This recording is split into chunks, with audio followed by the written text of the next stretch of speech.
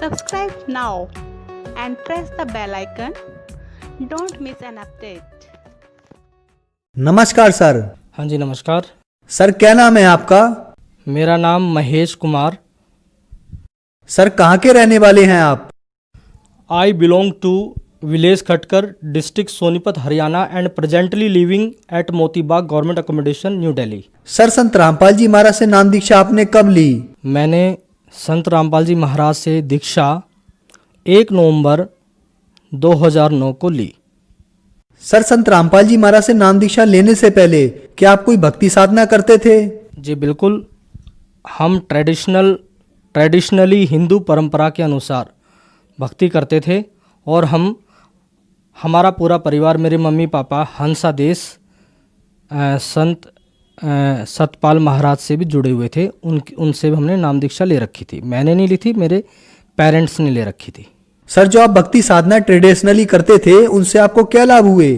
देखिए, कर्मों अनुसार तो हमें थोड़े थोड़े लाभ मिलते भी रहे, लेकिन नुकसान जब मैं बताऊंगा तो लाभ कुछ भी नहीं मिले। एक तरीके से हैंड टू माउथ थे और नुकसान हमें बहुत ज़्यादा हुए। मेरी बचपन में दीपावली के दिन, जिसको हम लोग बड़ा ट्रेडिशनली फॉलो करते हैं, सेलिब्रेट करते हैं, राइट आई में क्रैकर लगा और वो मेरी 4.5 साल की एज में राइट आई चली गई। लेफ़्ट आई 2-2.5 साल बाद वो ख़त्म हो गई, जब मैं 3rd स्टैंडर्ड में था, और स्कूल में पढ़ते पढ़ते विजन चला गया, तो ये बड़ा लॉस हुआ। फिर हम हंसादेश से जुड़े, सतपाल महाराज से नाम उपदेश लिया मेरे माता पिता ने, और हम वहाँ लगातार 1986-89 में जाने लग गए। उसके बाद ऐसी स्थिति थी कि हमारे घर की स्थिति ऐसी थी कि बड़ी वीक, कि हैंड टू माउथ हो पाना बड़ा मुश्किल था और पैसे की बड़ी शॉर्टेज थी, और यहाँ तक कि घर की बहुत माली हालत थी। और 2004 में मेरी जॉब लगी एयरफोर्स में टेलीफोन ऑपरेटर, लेकिन उसी साल मेरी हरियाणा में भी एसएस टीचर में सिलेक्शन हो गया। मेडिकल भी करवा लिया मैंने, लेकिन काल का प्रकोप ऐसा था, प्रभाव ऐसा था कि वो नौकरी मेरे हाथ से निकल गई। मैं सोचता था रिज़ाइन देके आऊँगा, एयरफोर्स में ज्वाइन करूँगा, लेकिन ज्वाइन नहीं किया। नौकरी गई। 2008 में मेरा बेटा 1 साल का बेड से गिर गया, और गिरते ही वो बेहोश हो गया, 1 साल का था, और उसे सफदरजंग हॉस्पिटल न्यू दिल्ली लेके गए। तो डॉक्टर ने बोला कोमा में जाएगा, इसके ब्रेन में क्लोटिंग हो गई है। स्कैन करने के बाद उन्होंने चेक किया, इमीडिएट ऑपरेशन करना होगा, और कंसिक्वेंसेस उन्होंने बताए लेफ़्ट कुछ भी हो सकता है। कंसिक्वेंटली उसका लेफ़्ट बॉडी पैरालाइज हो गई, ब्रेन एबनॉर्मल हो गया, चेहरा तिरछा हो गया, और वो फिट्स भी उसे आने लग गए। मतलब 20-25 दिन तक तो उसे वो आईसीयू में रहा। तो इतने ज़्यादा संकटों से हम गुजर रहे थे कि 6th पे कमीशन में जब मेरी सैलरी इंक्रीज़ हुई, मैं टेलीफोन ऑपरेटर था, एलडीसी स्केल में था, तो उससे भी हमारा जो है सर्वाइवल नहीं हो रहा था। पता नहीं क्या हो रहा था कि जो जितनी सैलरी मिलती थी उतनी चली जाती थी, और बड़े बच्चे के चक्कर में, पंडितों के चक्कर में पड़ गए, और उसने मेरी अंगूठी भी ले ली पुखराज डालने के लिए, और हमें एक तरीके से 20-25 हज़ार का इतना नुकसान हुआ। और उससे हमें पता लगा, उसके मुंह से निकला, एक दिन मैंने पूछा तो बोलता है जी कोई और अच्छा कोई बड़ा मुर्गा दिलाइए जिससे जो ठीक दे सके, पन्ना वन्ना बनवा सके। तो मेरे को बड़ा हर्ट हुआ कि उसने, लगता है, मैं लूट लिया। हमारे माता पिता हंसादेश से जुड़े हुए थे 1985 से, और हम भी उनके साथ जाते थे। मंथली उनके घर में मैगजीन भी आती थी हमारे घर में, और हम बाकायदा उनकी जोत बत्ती करते थे सभी देवताओं के साथ। सतपाल महाराज की हम बिल्कुल पूजा करते थे, फिजिकली पूजा। सर आपने बताया कि आप हंसादेश सतपाल जी की भक्ति साधना करते थे, और भी भक्ति साधनाएं आपने की, लेकिन बचपन से आपको बहुत सारे नुकसानों को झेलना पड़ा। आपकी पहले एक आंख चली गई, फिर देखते देखते दूसरी आंख भी चली गई, फिर आपके घर में आर्थिक तंगी थी, और आपका बेटा हुआ तो बेटे के साथ भी ऐसे ही परेशानी हुई कि उसको भी पैरालिसिस हो गया। तो फिर संत रामपाल जी महाराज की शरण में आप कैसे आए? अक्टूबर 2009 की बात है। मुझे संत रामपाल जी महाराज के सत्संग आने से एक दोहा सुनने को मिला कि मेले ठेले जाइए, मेले होत मिलाप, जहाँ पानी पत्थर पूजते वहाँ साधु संत मिल जात। अक्टूबर 2009 में दशहरे का जो देवी का मेला भरता है हरियाणा नरेला में, दिल्ली में, मेरे पापा गए भाई के साथ। तो भाई तो मेले में गया था बच्चों को लेके देवी की पूजा वूजा करने। पापा को वहाँ पे 2 साधु रूप में व्यक्ति मिले, और उन्होंने भक्ति के सौदागर नामक पुस्तक उनसे कहा, आग्रह किया कि आप ले सकते हैं। तो पापा ने सोचा 10 रुपये की तो कोई वैल्यू नहीं है। He immediately took that book and started reading. He read that book twice and he told me about काल, कि गीता का ज्ञान काल ने दिया, कृष्ण ने नहीं दिया। आई वॉज शॉक्ड, और मुझे आई हैड फियर, मुझे डर भी महसूस हुआ। मैंने कहा पापा वंस टाइम, आप एक बार रीड करो। फिर उन्होंने मुझे पूरा बुक रीड करके सुनाई। अक्टूबर 2008-9 की एंड की बात है। फिर उसमें मैंने कहा पापा ऐसा कोई इंटरव्यू देखो किताब में जिसमें किसी को न्यूरोलॉजिकल प्रॉब्लम रही हो। तो वो लकीली मिला, सतीश मेहरा जी की मिसिज को हुआ था। हमने उनको फ़ोन किया, उन्होंने कहा बिल्कुल ऐसा ही हुआ है, आप वहीं जाइए, अपने बच्चे को लेकर, परमात्मा गुरु जी भगवान दया करेंगे। तो हमें विश्वास नहीं हुआ, चलो ठीक है लेके चलते हैं। हम हंसा देश जाते थे सारा सामान लेके सतपाल महाराज के यहाँ हरिद्वार में। वैसे ही हमने अपना पूरा बैग पैकअप किया बिस्तर के साथ, बर्तन के साथ, और हम बरवाला आश्रम की तरफ संत रामपाल जी महाराज के यहाँ निकल पड़े ट्रेन से। जब हम आश्रम में पहुँचे तो हमें बताया गया कि आपको इतना सामान लाने की ज़रूरत नहीं थी और आप कृपया करके यहाँ सामान रख दीजिए। हमने बिल्कुल, उन्होंने हमारा ससम्मान सामान भी रखा, हमें बड़ा हृदय से लगाया, गले से लगाया, खाना खिलाया, और फिर हमने 1 नवंबर 2009 को नाम लिया और संत रामपाल जी महाराज के दर्शन किए। हमने अपनी दुखद भरी कहानी दर्शनार्थ के दौरान संत रामपाल जी महाराज के समक्ष रखी और सब आप बीती बता दी 5 मिनट के अंदर। उन्होंने कहा धैर्य रखो और भगवान की, ईश्वर की, आप जो आपको मंत्र दिए गए हैं उनका उच्चारण, उनको दोहराना शुरू कर दो, भगवान दया करेंगे।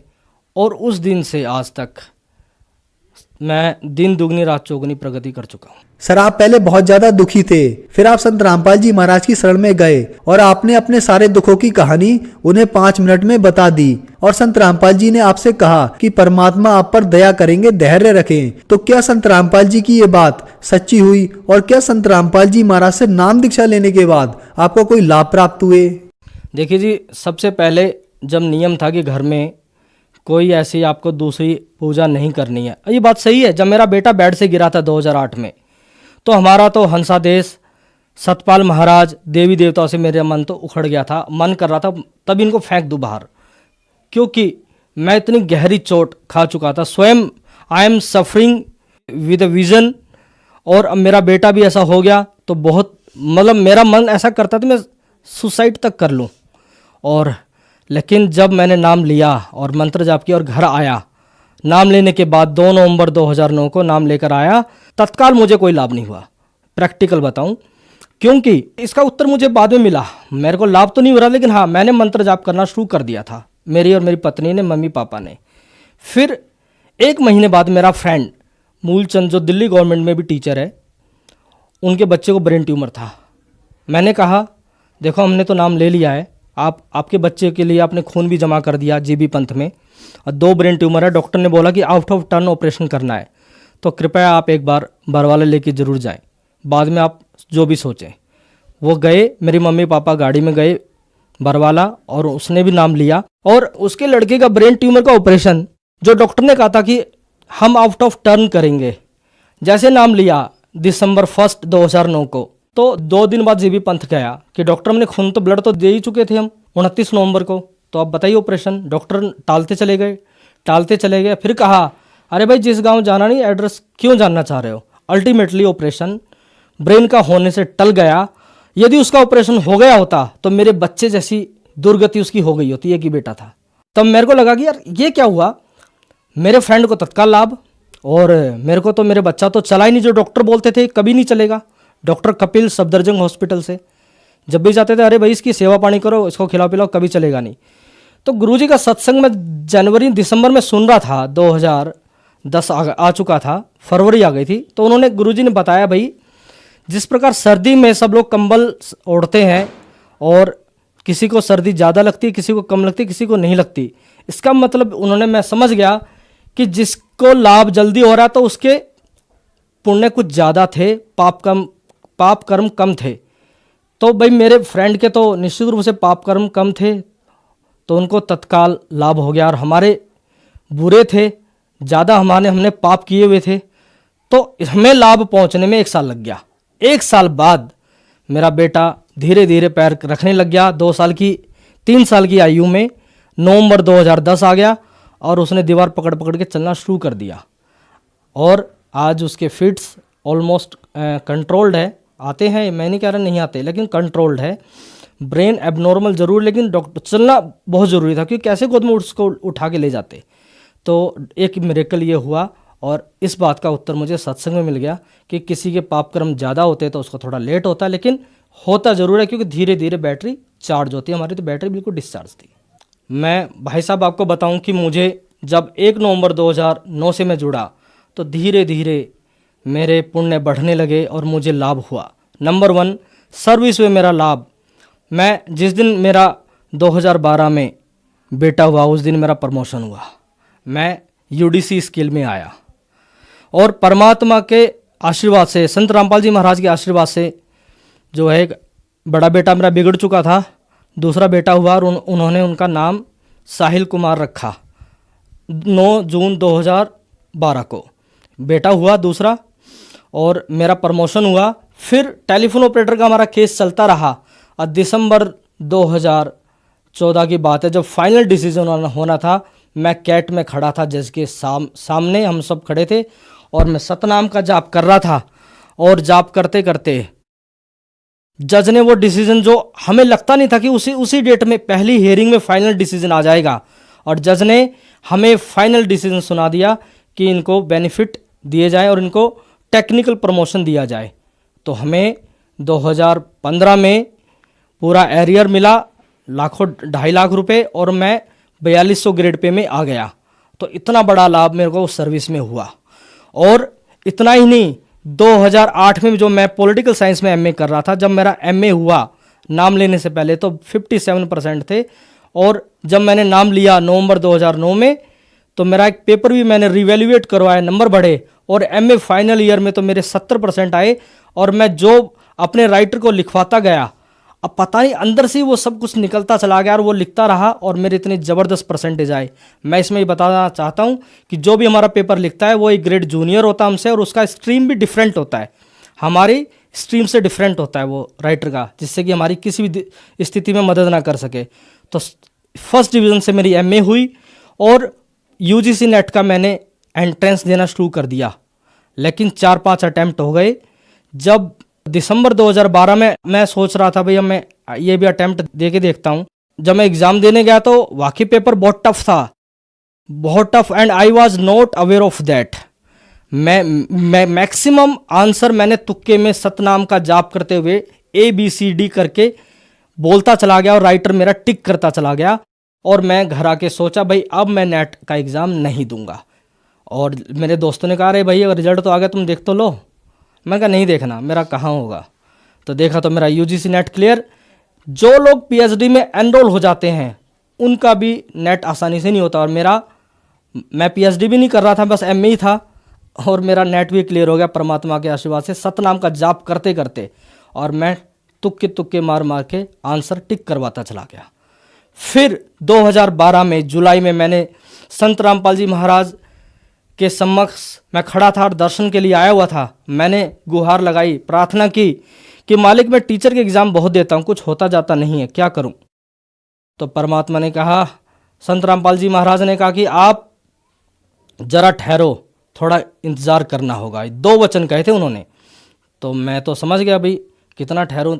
उसमें मैं टीजीटी सोशल साइंस का दिल्ली गवर्नमेंट में एग्ज़ाम दे चुका था, और पीजीटी पॉलिटिकल साइंस के लिए मैंने फॉर्म अप्लाई कर दिया था। और फिर 2014 में मैं special education teacher Delhi education में मैंने अप्लाई कर दिया था DSSB के थ्रू। और जब मैंने सोचा क्या हो रहा, 2 साल हो गए, मैं तो मेरा आया नहीं, लेकिन मेरे को विश्वास था कि संत वचन पलटे नहीं पलट जाए ब्रह्मांड। 2015 में 16 में मेरा स्पेशल एजुकेशन में सिलेक्शन हुआ। फिर कोर्ट केस लग गया, उन्होंने मेरे को रिजेक्ट कर दिया डॉक्यूमेंट के कारण। मैं कोर्ट के कैट गया और कैट का डिसीजन मेरे फेवर में था और मैं जीत गया। वहाँ से मेरा अपॉइंटमेंट लेटर DSSB ने भेजा, डायरेक्टरेट ऑफ एजुकेशन की तरफ से आया। टीजीटी सोशल साइंस में मेरा सिलेक्शन हो गया 2017 में, 2 वैकेंसीज में हो गया। और मैंने टेलीफोन ऑपरेटर की पोस्ट को रिजाइन देके एयरफोर्स से टीजीटी सोशल साइंस ज्वाइन किया और तत्काल मेरा पीजीटी पॉलिटिकल साइंस में भी हो गया 4800 ग्रेड पे में। तो 3 वैकेंसीज में मेरा सिलेक्शन हुआ। आई वॉज टू लकी कि ऐसा किसी को नहीं मिलता। ये सब प्रभाव संत रामपाल जी महाराज के शरण में आने से ही हुआ, वरना तो मैं इतने एग्जाम दे चुका था, यहाँ तक कि हरियाणा में भी जा जाके इंटरव्यू दे के आ चुका था, लेकिन कहीं बात बन नहीं रही थी। लेकिन 2009 में नाम लेने के बाद और 2017 में 3 पोस्ट पे सिलेक्शन हुआ और मैंने टीजीटी सोशल साइंस ज्वाइन किया। 3 महीने के बाद रिजाइन करके पीजीटी पॉलिटिकल साइंस मैं हूँ और 11th-12th को पढ़ाता हूँ मोतीबाग में। और आज मेरी सैलरी 73,000 है और एयरफोर्स से 9,000 ज़्यादा सैलरी मैं ले रहा हूँ। तो ये लाभ मुझे हुए, तन मन धन हर तरीके से परिपूर्ण हूँ मैं, मुझे सुख मिल रहा है हर तरीके से। सर, आपने बताया कि आपकी दृष्टि बचपन से ही नहीं है, बचपन से ही आपकी आई साइड में प्रॉब्लम है। उसके बावजूद जो ज्ञान संत रामपाल जी ने दिया उसे आप समझ पाए, जबकि इस विश्व में आंखें होते हुए भी शास्त्रों को आंखों वाले नहीं पढ़ पा रहे हैं। तो जो श्रद्धालु आज आपको सुन रहे हैं, आप उन्हें क्या संदेश देना चाहेंगे? मैंने उनके संदेश देना चाहता हूँ कि आप संत रामपाल जी महाराज के ज्ञान को सुनिए, समझिए और उनकी शरण में आइए, क्योंकि हम भी नकली मार्ग पे चल रहे थे और हमें बहुत चोटें मिली। क्योंकि ये बात सही है, कुछ लोग ऐसे भी होंगे जो नकली गुरुओं की शरण में होंगे और उन्हें लाभ प्राप्त हो रहा होगा, लेकिन भाई उनके पहले के पिछले जन्म के संस्कार इतने बढ़िया है, पुण्य इतने ज़्यादा, बैटरी चार्ज है, तो उन्हें एहसास नहीं है। भाई जिसके डिस्चार्ज हो जाएंगे ये बैटरी, तो उसे तत्काल उसे वहाँ कोई लाभ मिलने वाला नहीं है। तो मैं कहता हूँ कि सदगुरु शरण में आने से आई टले बला, जो मस्तक में सूली वो कांटे में टल जा। गुरु बिन माला फेरते, गुरु बिन देते दान, गुरु बिन दोनों निष्फल है, चाहे पूछो वेद पुराण। तो संत रामपाल जी महाराज ने निश्चित रूप से ज्ञान का विस्फोट कर दिया और वो जो हमारा खजाना हमारे घरों में ही दबा हुआ था, हमें पता नहीं था, और वो खोद खोद के निकाल दिया इलेक्ट्रॉनिक मीडिया के माध्यम से। और आज सोशल मीडिया, आज इंटरनेट पे आप सब कुछ देख सकते हो, खुद उनको पढ़ सुन सकते हो और सीडीज़ के माध्यम से। और जो संत अभी जेल में हैं वर्तमान में, लेकिन 6 चैनल्स पे सत्संग आना और सभी भक्तों को जितने all over the India, out of India हैं, सबको एक समान लाभ मिल रहा है। बस विश्वास की बात है, जो आ गए और उन्होंने विश्वास कर लिया तो ये मान लीजिए कि घर बैठे बैठे आपको इतना लाभ मिल रहा है। सर, संत रामपाल जी महाराज की शरण में कैसे आ सकते हैं? संत रामपाल जी महाराज की शरण में आने का बहुत सरल उपाय है कि आप इंटरनेट पे भी उनका सत्संग, उनके प्रवचनों को सर्च कर सकते हैं और भारत के अनेक टीवी चैनल्स पे इनका सत्संग टेलीकास्ट होता है सुबह शाम। आप उनको सुन के, जो उस पर पट्टी चलती है और मोबाइल नंबर्स दिए जाते हैं, उनको कांटेक्ट करके जो भी आपका नियरेस्ट वहाँ पे कोऑर्डिनेटर होगा, वहाँ तक सूचना चली जाएगी, आपके पास उनका लिटरेचर भी आ जाएगा और वहाँ पे आ जाकर आप फ्री ऑफ कॉस्ट नामदान ले सकते हैं। धन्यवाद sir. Thanks a lot, thank you. आपने मुझे मौका दिया और ये मेरी खुशकिस्मती है कि मैं अपनी इन बातों को पूरे देश के सामने, संसार के सामने रख सका। धन्यवाद, थैंक यू।